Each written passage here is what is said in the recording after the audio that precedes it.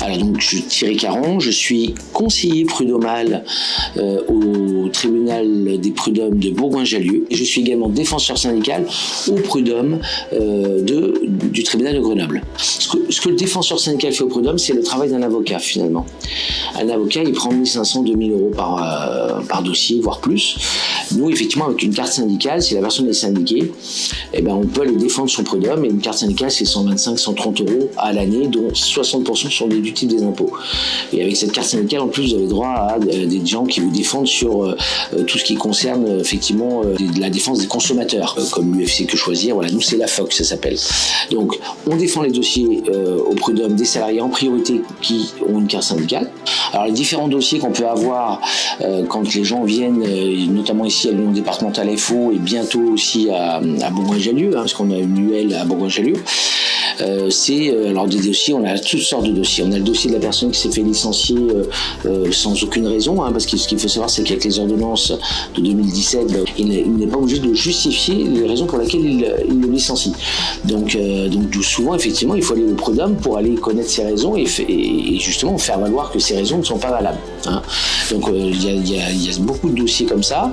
Alors autant dire que quand la personne a 1 ou 2 ans d'ancienneté, aller au prud'homme pour ça, des fois on peut se poser la question parce que quand on n'a pas beaucoup d'années d'ancienneté, au niveau des indemnités du barème Macron justement qui a été instauré en 2017, on a quand même une forte chute des indemnités qui sont dues aux salariés qui ont été licenciés. Mais on essaie d'y aller quand même si on peut y aller. Voilà. Et après on a d'autres dossiers qui concernent par exemple des salaires qui ne sont pas payés, des employeurs qui ne payent pas leurs salariés depuis pas mal d'années. Et donc ça, effectivement, c'est encore d'autres dossiers au prud'homme. C'est aussi des dossiers pour sanctions. On a un délai assez court pour vite aller au prud'homme en référé pour faire annuler cette sanction. Voilà.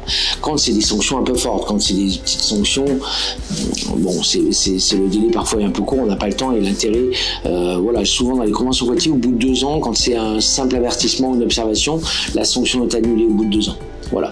Mais quand on sent qu'effectivement la personne, elle est malmenée par son employeur, on se dit qu'il faut peut-être mieux faire annuler quand même rapidement cet avertissement parce qu'on ne sait pas si derrière, au bout de 2-3 avertissements, l'employeur n'a pas la volonté de licencier la personne. Voilà. Donc il y a ces dossiers-là. Après, on a des dossiers aussi des licenciements économiques, des choses aussi où on peut intervenir là-dessus.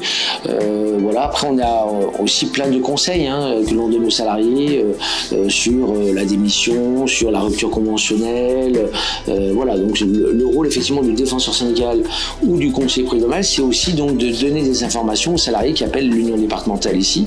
Et Dieu sait si on a beaucoup d'appels et qui veulent effectivement connaître plein de choses du droit du travail. Pourquoi ? Nous avons plus d'appels aujourd'hui parce qu'aujourd'hui, ce qu'il faut savoir, c'est qu'il y a de moins en moins d'inspecteurs du travail. Parce qu'une nouvelle fois, effectivement, la loi est passée là-dessus.